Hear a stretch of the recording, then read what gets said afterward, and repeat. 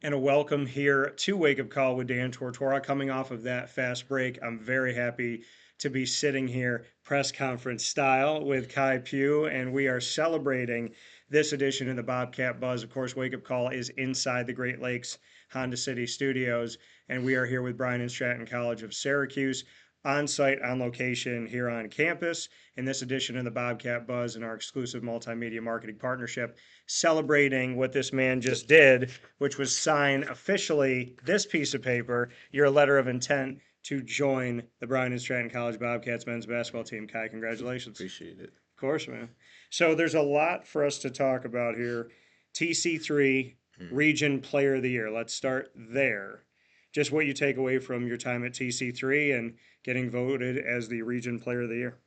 So TC3 was definitely a good atmosphere to like get my foot into college basketball, being that I took a 4 year break from basketball after high school, ended up moving down south for a little bit.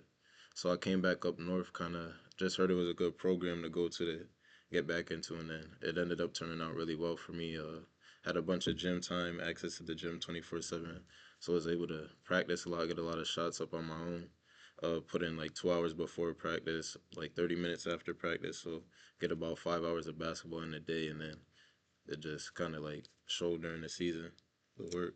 So, what made you decide, like you said, you took a bunch of years away from basketball? Mhm. Why did you do that? So after high school, I moved down south because my mom lives in North Carolina. She moved Okay. there about, I think I want to say my freshman year of high school, What part?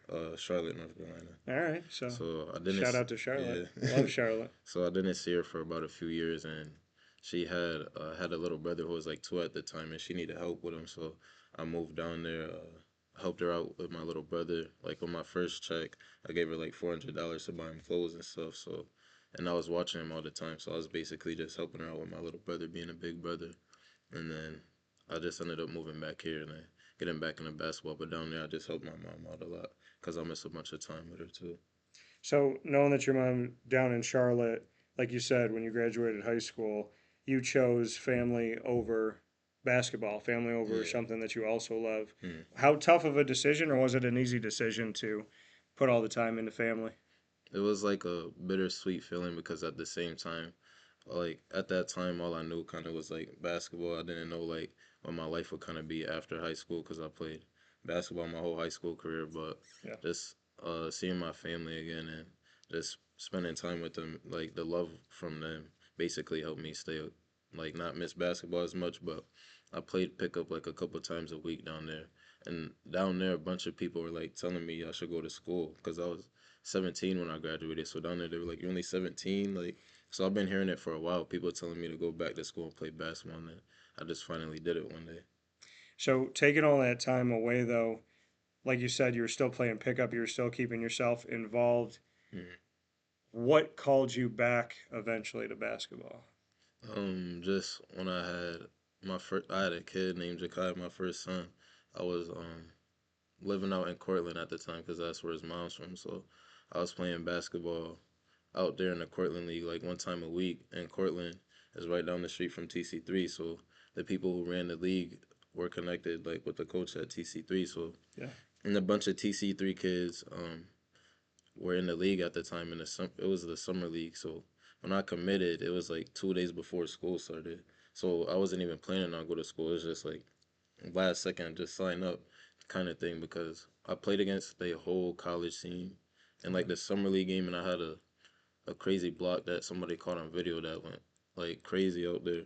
Like some kid named Makai Rude who played out there tried to lay it, and like I basically blocked it at the rim and spiked it. And everybody started laughing, and they were like, "Nah, you gotta go play college. Like you just dropped 30 points on a whole college basketball team." And like they took that league so serious, they put the whole college team on it. And I basically like beat them by myself with a bunch of kids who didn't play basketball. So then they were like, "Nah, you gotta go to TC3." So I just ended up signing up and just playing, and then it turned out good for me. But I didn't think it was gonna go as good as it did. Well, and you said, helping out your mom for as long as you did. Hmm. Why come back at the time that you did to upstate New York? So the time I came back, me and my mom we were arguing a little bit, so she kind of just didn't want. I was like getting older at the time. I was like working hard on this, so I bought my own car, and a bunch of stuff like that. So I had like a bunch of money. So I was like going out like in Charlotte.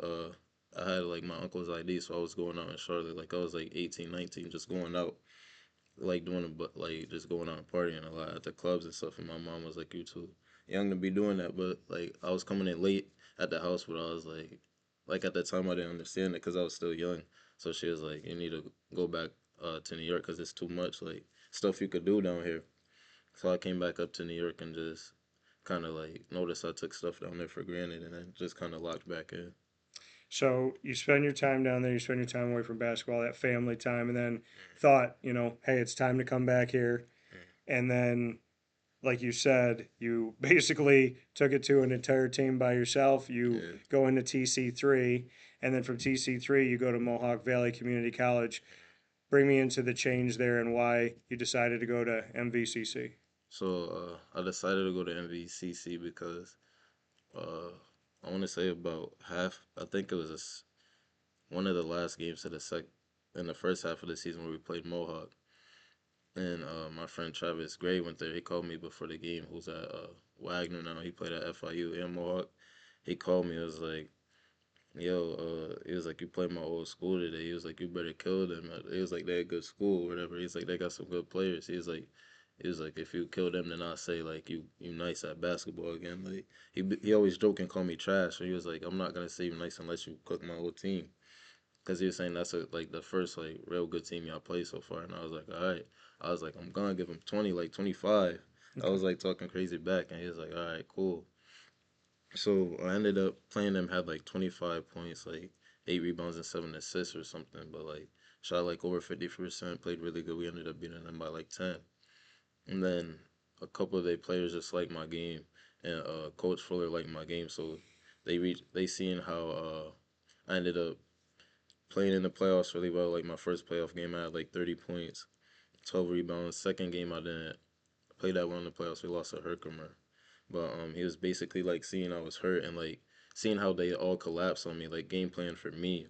So it was like hard for me. And then he basically said, "Come play with a good team, and like your game will open up, and you'll like I'll teach you like how to play college basketball for real." Cause like I took a 4 year break, so I kind of still needed to learn stuff and come back. So he basically like helped me develop more, and I just got in the gym more, and then just being around a bunch of good players helped me basically open up my game. So at Mohawk Valley Community College, you won a national championship. Hmm. Yeah. So you go from playing at Nottingham, taking time off, coming back playing pickup, seeing what you could do, joining TC3, chatting with Mohawk Valley Community College, Mm. and then being at the top of the mountain. Bring me into last season. So last season was kind of like it was a blur. Uh, so beginning of the year, preseason was really good. Like I basically kind of showed everybody like what I could do. I came in and kind of like solidified my spot.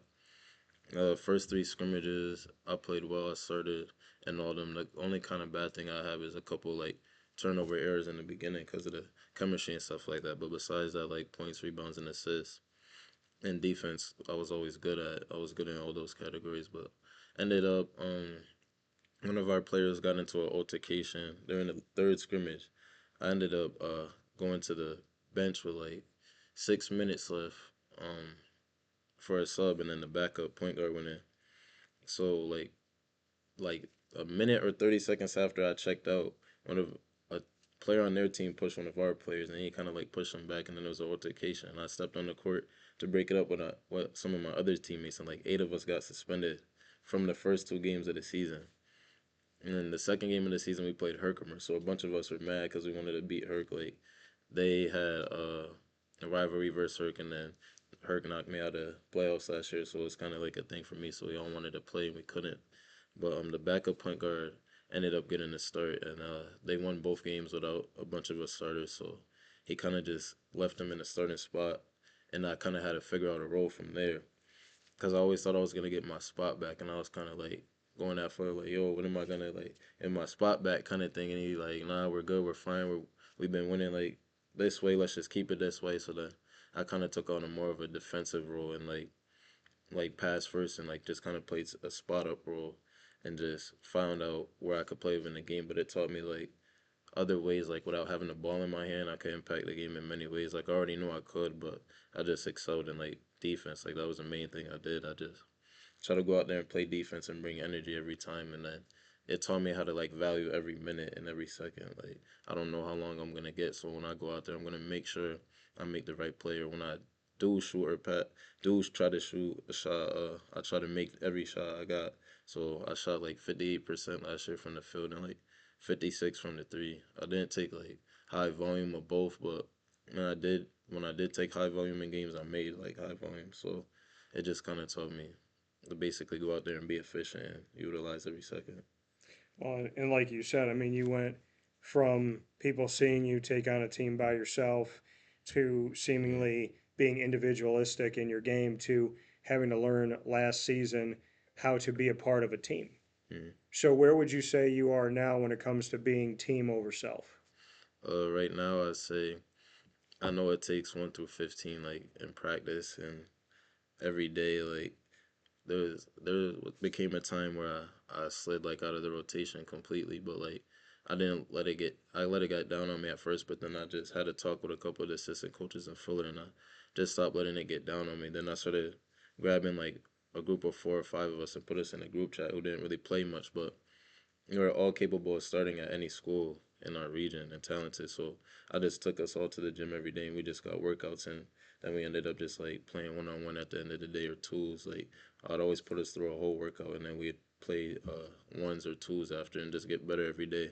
So that when we did get into games, like we were always confident in our games. So that just taught me like how to be a team and like help everybody went through 15, and then I was still cool with the starters too because I was a former starter. So it showed me to be connected, went through 15, and then I developed like good on-court communication skills. What I wasn't strong at TC3. When I went to Mohawk, I was more vocal, like on both ends. So it taught me leadership skills too. So it just basically taught me like real life college basketball. Like, and I would say in high school, in my first year coming back to college, I didn't really understand that fully, like how college basketball worked. But once I went there, I kind of understood like how high level basketball really supposed to be. Because Fuller knew what high level basketball looked like, and he ended up going to Bryant this year to coach as an assistant. So he kind of just showed me like when you make it D1 day, like I'm gonna make sure you're ready. So, but yeah.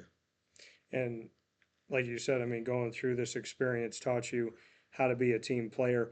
Mm. Now that you've won a national championship, what do you think the pillars are for a program in order to win a national championship?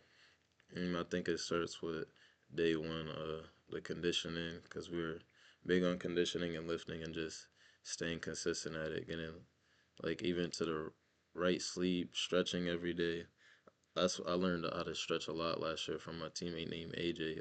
He was like very flexible, and I just learned from him like, yo, teach me how to stretch. He was like, your body gonna feel way better. So even little things like that, stretching, like diet, I started drinking more water, eating different, made sure my frame stayed apart, just every little thing, and then just staying a brotherhood too. You can't create like separate groups. You guys like gotta all stay connected, and even if you do have a group of guys you're more cool with, don't like exclude other people. Try to make sure like there's no tension between the team, and in practice everybody has to go hard and go at it, like, and not hate on the next man. Try to make, like my coach always said, iron sharpen iron. Like everybody has to make each other better every day in practice. So if somebody comes in who's just as good as you or better, you should accept that challenge. Just be like, they're gonna make me better because I know this year I got way better playing against a bunch of high level talent. So it's like I was ready to go to practice. Practice was better than the games. Like we had more fun in practice going at it because our bench was better than starters on other teams. So that's why when we played games, it'd feel too easy because we went at it. We treated practice like games. So you just have to you have to basically be mentally locked in, treat practice like games, and just take it day by day and like run your own race. So for you, with all that you learn, and I Mm, agree with all those pieces, and I think that your head coach Clay Gagan Sherman would agree here at Bryant Stratton. What brought you here? Why Bryant and Stratton, Syracuse? I know it's a return to mm, Central New York for you, but you just won a national championship. You said your coach moved on to Bryant to become mm. an assistant coach, which is D1 NCAA basketball. Why did you choose to leave Mohawk Valley, and why come to Bryant Stratton, Syracuse? So I was done with JUCO, so it's kind of I was looking at a few D2 4 years. So you had finished up your eligibility Mm, JUCO wise, yeah. at JUCO, so I was looking at a few D2 4 years, and I was gonna try to like reach out to some low major D1s and things like that, but I kind of just was like I went on a few D2 visits. So the best one I went to was Robert West, and I went there and competed or whatever. But the way the year kind of went, we went so deep into the playoffs, and Fuller got the Bryant coaching job, so he was very busy too. A bunch of us didn't like reach out and send to school, so like Yeah. everything we were doing was late, kind of thing. So it's kind of like I didn't want to. And the way the year went with me coming off the bench and things like that, I didn't want to go somewhere where I didn't get to show how much better I got and like didn't get to as big of a role as I wanted. So it was a kind of thing where it was like I'm just gonna trust in myself and the work I put in my game and find somewhere I fit and they like my game. It doesn't matter where it's at because the film and the work's gonna show. So I was kind of hesitant at first, but then he kept reaching out to me, talking to me, like just staying in my ear. And then I asked around to a bunch of high level basketball players and trainers and other coaches. And they said, I think that would be like a good fit for you. Just go there, see what it's like, and just trust in yourself because I know like anything could happen like after this year. And I just got high faith in the program just by off what people said and listening. And I basically just was like, I want to give it a shot. It's close to home too. Yeah. So I mean, looking at like you said, NCAA, and looking at D2, going over Mm-hmm. to Roberts Wesleyan, and coming here in the USCAA, and being a part of Bryant Stratton College of Syracuse last season, as you know, they made it as the number one seed in the entire country. Yeah. Coming from that national championship and now coming onto this team, Mm-hmm. what can you say to, because they got a bunch of guys returning and Mm-hmm. they got a bunch of new guys coming in like yourself.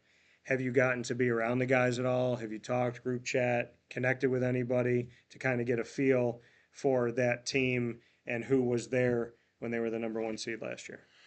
No, not yet, but I've heard of like Jordan Jane, and I played against Keon, and Keon, when we played against him, he just the whole game he was just like, yo, you nice, and so like I knew he was like a high energy player, athletic, and like a good kid at the same time. So I knew of him, so a couple Mohawk faces, but I just know coach kept telling me that Keon and Jordan said they like your game, they want you here, and I know they were two good players at Mohawk, so I kind of just trusted in that, and I knew like if me playing next to them, we could do something great and win a lot of games. So, and I was like, I want to win another national chip. I was thinking about before, like after all the D2 schools and stuff like that didn't really work out. I was thinking about just going D3 NCAA for a second, but I was like, I want to go somewhere where I could really win a chip.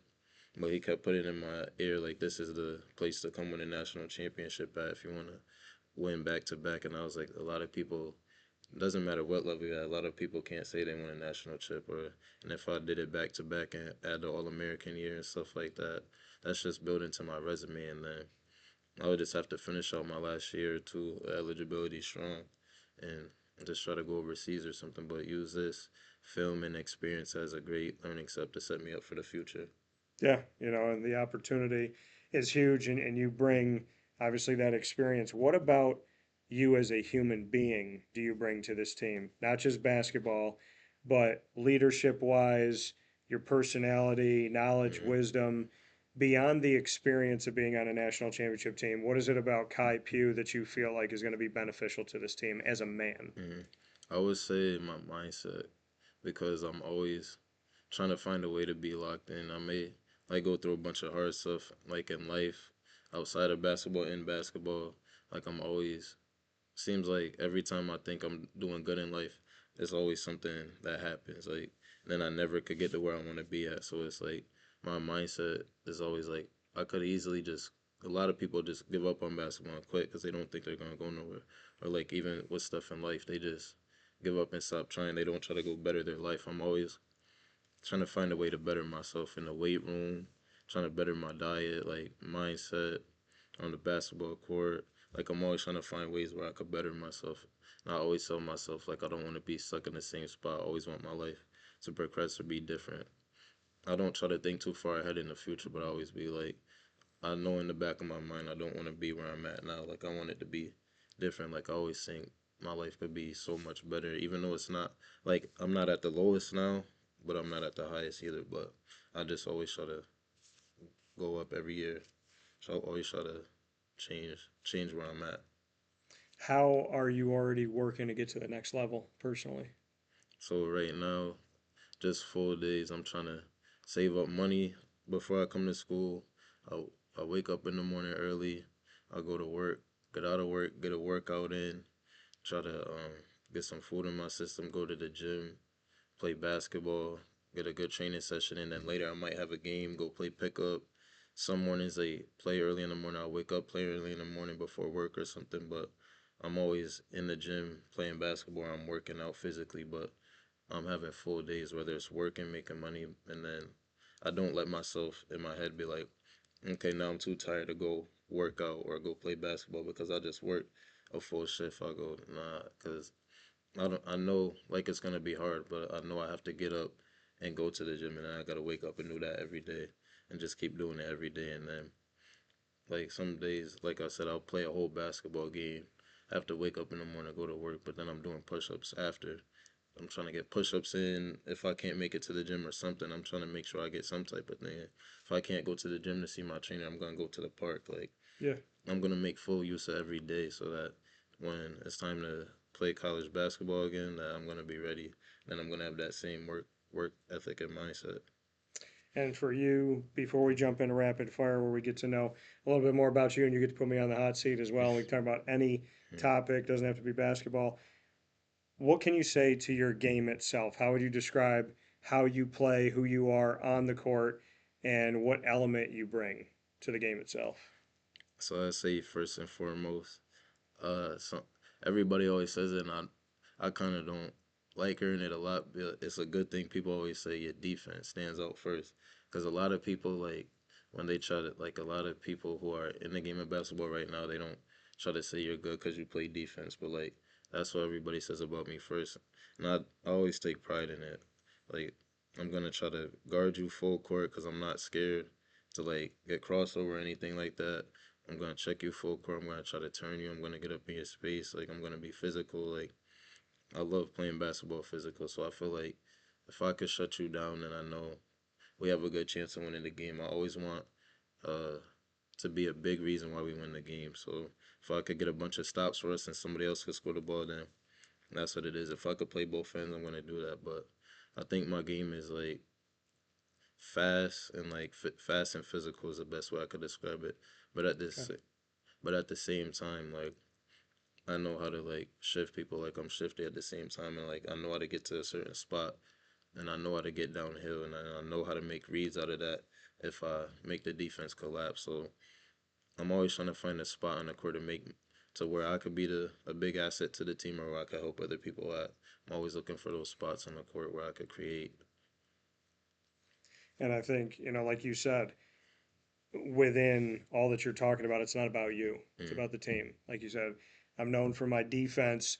If I can play my defense, do what I need to do, and then someone else can score the ball, fine. If I can do both sides, then that's great as well. Being known for defense is huge, and it's needed. You can mm, never have enough defense, and I think your head coach Clay Gagan Sherman can say that if there was a few more stops here and there, we're talking about a different season last season, mm. and hopefully you can help be the difference this season in 2025-26. It's time to play rapid fire in this edition of the Bobcat Buzz. I'm here with Khai Pugh, and so you can ask me the first question. Any topic, any question, nothing's off the table. Favorite all time basketball team. Start with that. Your basketball knowledge. Favorite all-time basketball team? Yeah, your favorite team to watch all time. Well, I mean, College, NBA, anything. so my favorite NBA team has always been the Raptors. Raptors. Been a Raptor fan since they unveiled the jersey in '94. And when the team came out in '95, been a Damon Stoudemire fan, rookie of the year back in '95, '96. So always been a Raptor. I was laughed at. How could you like the only team that's not in America? Hmm. And then they won a championship, which a Yeah. lot of people thought would never happen. Hmm. And in 2019, I'm still waiting for apology letters, roses, chocolate, whatever people feel. Cruise tickets.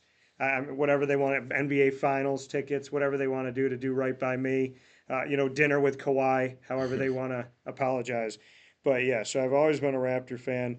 And then, I mean, Syracuse, New York being my Mhm. hometown, I grew up Syracuse Orange and watching them when they were the Orange Men. And, I actually predicted that they would win the championship in 2003. So I can sit here and say that that was one of my predictions as Mhm. a senior in high school. But yeah, those have been my teams. And as Clay will tell you, and really anybody here on campus, I have built a connection with Bryant Stratton College of Syracuse, where I very proudly wear my Mhm. Bobcat in a lot of different places. I brought it down to Disney with me, brought my hat out, got on rides and put it Mhm. on. So definitely trying to get the logo out there and being on the bus with the team last year, being on the sidelines, being at practice, being at games. There's something to be said about the way that this team makes me feel and the way that this college makes me feel. So I would add that Brian and Stratton has taken a piece of my heart, Mhm. and that's grown over time, for sure. My question back to you, Kai. You take over my show tomorrow morning. Wake up call with Khai Pugh. Mhm. You can have any three people on the show. Who do you have on my show and why? You're hosting. Definitely got to do Steph first. Okay. Steph because just when people talk about his workouts, I gotta ask about it, and I gotta see it myself. Cause Okay. I always love a good basketball workout. So if I could talk to him about a basketball workout, then get a basketball workout with him too, I'd be happy. Cause I feel like I learn a lot. I feel like he has great basketball knowledge and like great work ethic, and like I feel like he is a good underdog story. So like he could teach, Agreed. like he could get I could like pick his brain and hear his mindset, like how he got to where he was and like what path he took, what routes he took, how he did to get there, and then basically just learn all that. And then what else I could say? I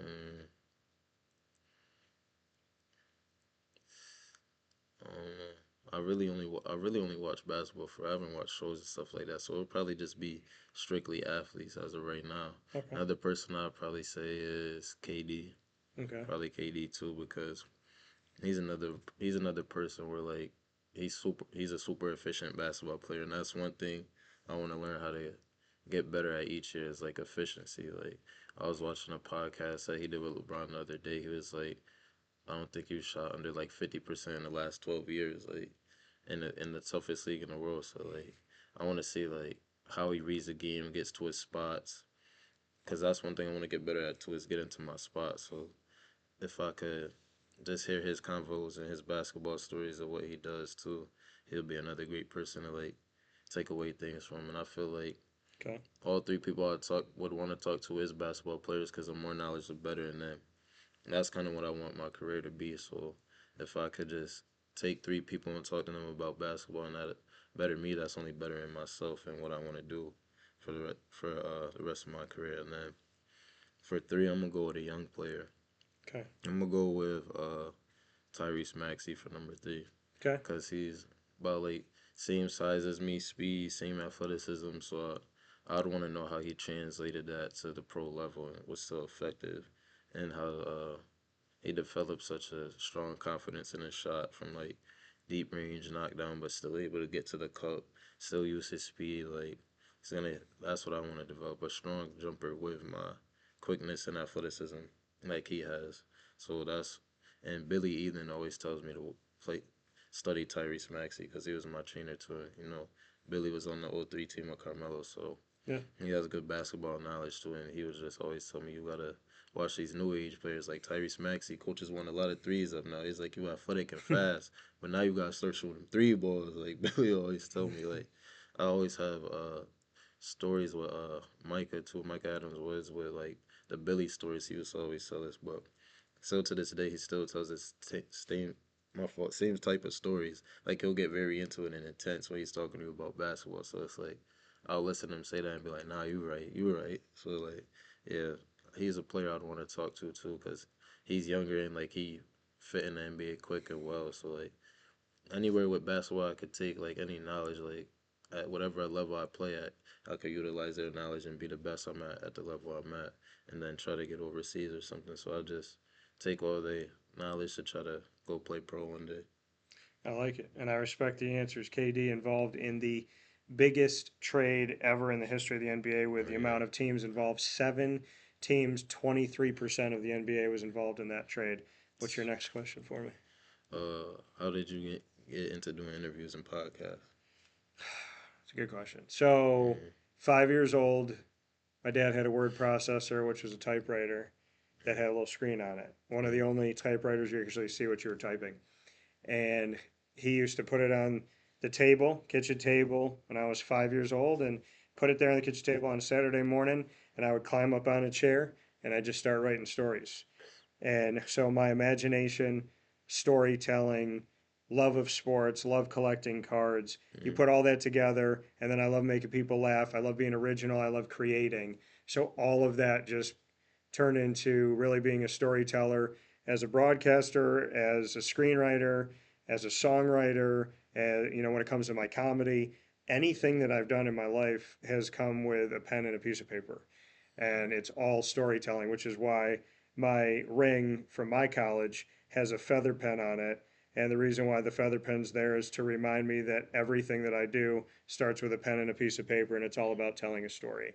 So I would say, without doubt, my passion for sports, for bringing people together, for positivity, for making people laugh, and just seeing people shine and making my world small in a really positive and good way, that just took 5 year old me and brought him here, and it'll bring me through the rest of my life because that passion has never left me. My question back to you, Kai. Clay Gagan Sherman, your head coach, has been referred to as looking like Chris Hemsworth.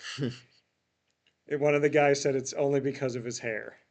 So, if you had to turn your head coach into an Avenger, which Avenger would you make him and why?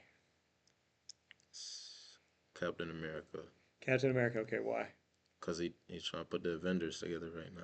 He's Oh, trying okay. trying to form the That's a good team. He answer. trying to lead the team and Yeah. form the team. So like, I feel like he'll be a good coach and a good leader. And I feel like he would always know the. I can tell right now he'll know the right things to say to bring the team together. And I feel like we'll have good locker room talks with him, and I feel like I'll have good one-on-one point guard, basically captain talks. Like, and then I feel like he'll just bring us all together. Like he said last year, they were right there, number one team in the nation.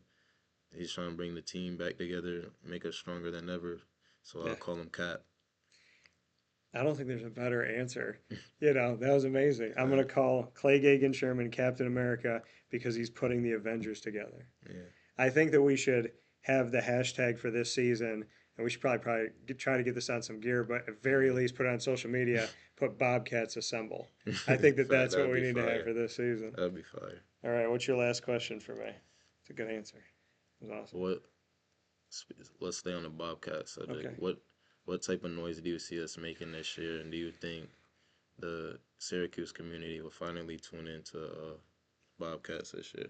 Well, I will tell you this, the Bobcat community is responding, and we've gotten to Mm, build that through this exclusive multimedia marketing partnership. So I would say there are people paying attention, and there is love. I've definitely seen it in the recruiting going into this season, the amount of mm, appreciation and respect and excitement and just people getting around it. So I would say Syracuse should be crazy not to tune in. You wanted a team that was winning here in the city last season. There was a team in orange that wasn't winning. There was some other teams in some other colors that weren't winning, but the team in blue was the number one team in the country. So, mm, I think the reality of it all is this team goes to the national tournament year in and year out. This team was the number one seed. This team has their eye on national championships. So if you don't tune in, you're missing something. If you love basketball, you should love basketball wherever it is, whoever's playing that. And I came to Bryant Stratton because I know what it's like to be the redheaded stepchild. mm, And yeah. I feel like it's my job before I leave this earth to put a spotlight where good people should have it.